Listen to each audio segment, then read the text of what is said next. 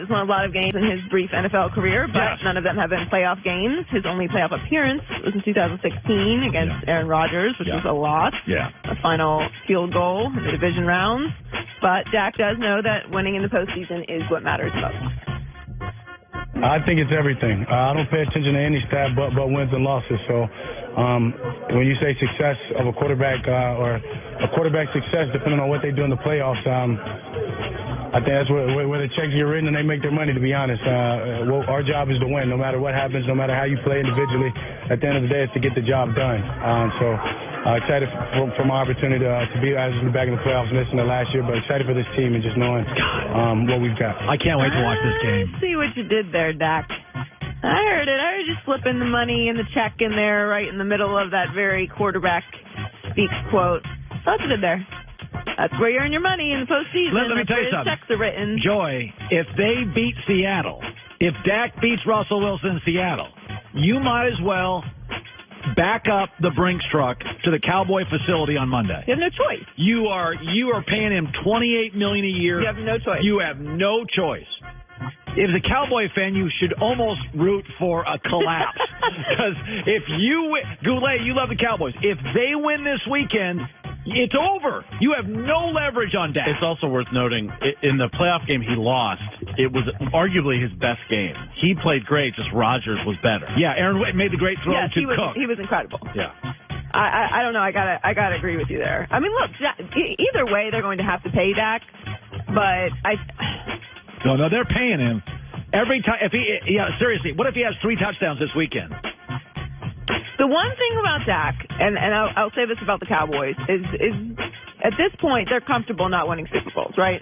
I mean, that's who they are. I mean, I'm waiting for the lie. They stuck with Tony Romo forever. I don't remember him winning a ring. And they loved him. They loved him. They still do. You can't say anything bad about Tony Romo.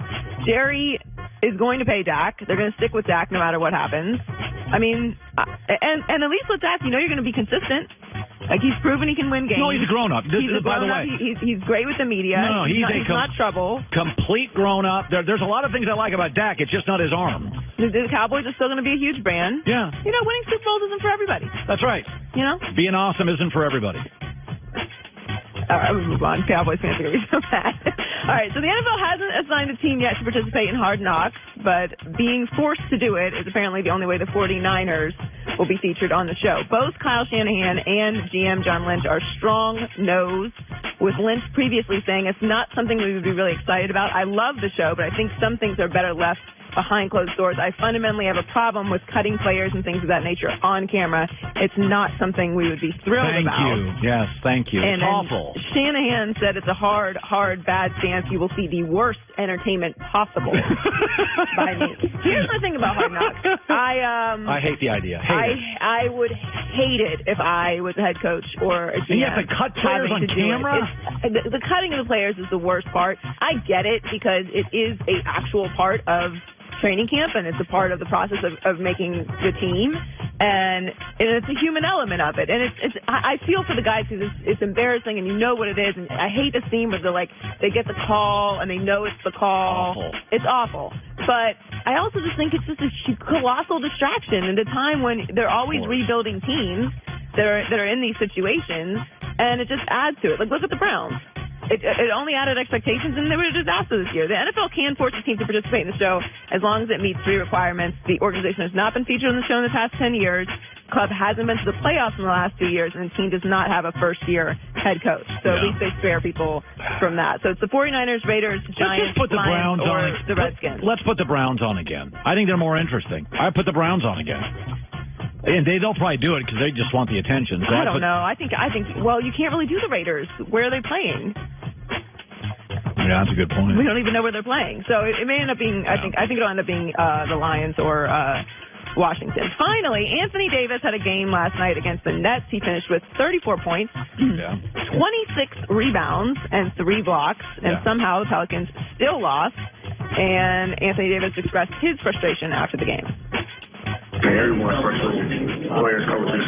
front office, we just have to be better. We know what we did last year. We know how good of a team we are this year, and we can't stay healthy. But we still got to go out there and improve it. So we just can't feel sorry for ourselves. Yeah, sounds like he's getting frustrated. Well, the Pelicans are 17 and 22 right now. Here's the thing with Anthony Davis and LeBron. If you look at the big free agents that are available next year, yeah. Who is it? Steph, Durant, and Anthony Davis.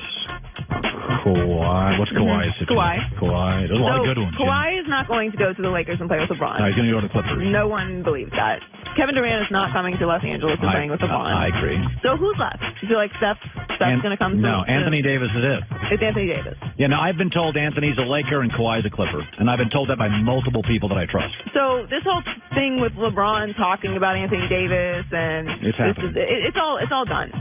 Everyone just needs to accept that. It's just, that's what it is. And LeBron has to have another superstar in order to win the championship. Everybody needs. Everyone needs help, and he needs more than help. He needs another superstar. Yeah, MJ needed Pippen, never won a playoff series without Scottie. You got to have a second great player. Well, it's a team sport. It'd be a trade. They're going to get rid of, the Pelicans are going to. This is one of those. Everybody knows it's going to happen except the Pelicans because they're living in this little insular world where they think, we're going to turn it around. No, I don't necessarily think that the Pelicans don't. They have to know it's happen. over. I think that they're doing what they can. Like they're not. I don't think that they should just give up because they feel like that's what is coming down the road. Like they should try and keep him. And who knows? Like it's not a done deal. He may just decide he wants to be the lone superstar on a team. Like maybe that's what he wants. It's not just so easy to just go and play with LeBron. Good for Joy with the news, yeah. Well, that's the news. And thanks for stopping by. The Herd Line News. Dante